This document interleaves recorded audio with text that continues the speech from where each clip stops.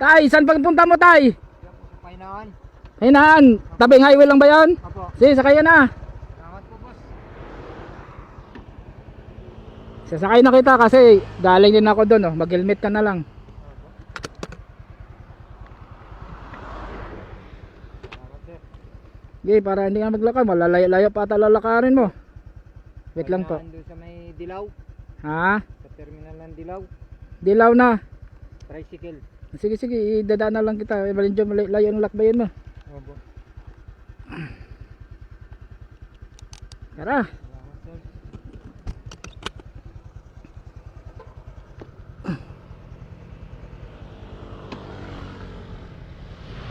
Magtitinda ka pa ng ano? Kakanin? Sip po. Ha? Ah. Sige, ayos ka muna pagsakay para ano. Okay na? Opo. Okay.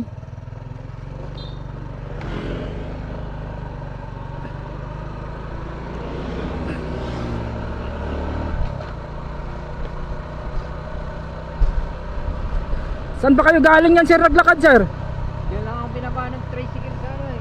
Palo Alto ay. Sa Palo Alto, bakit? May pababagay siya ng Teresa. Oo. Tapos namamasahe ka. Hindi naman, pinaanan niya lang ako ng pasigarilyo daw. Oo. Asan ka galing? Doon pa sa may ano? Patanggasan. Ah, layo pa nung nilakbay mo, no? Aba, lalakarin mo to, ganito, walay layo pa to. Pakakita ng tricycle ay. Okay lang yun, at least nadaanan kita. Opo, salamat po. Okay. Magtitinda ka pa niyan? Opo. Ah, okay.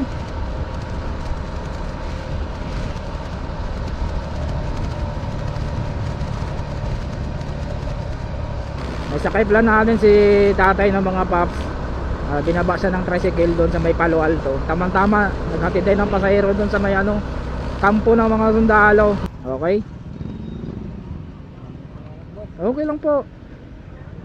Wala naman din kasi akong pasahero, tamang-tama, nadaanan kita, hindi naman pwedeng lalakarin mo yun, layo nun eh.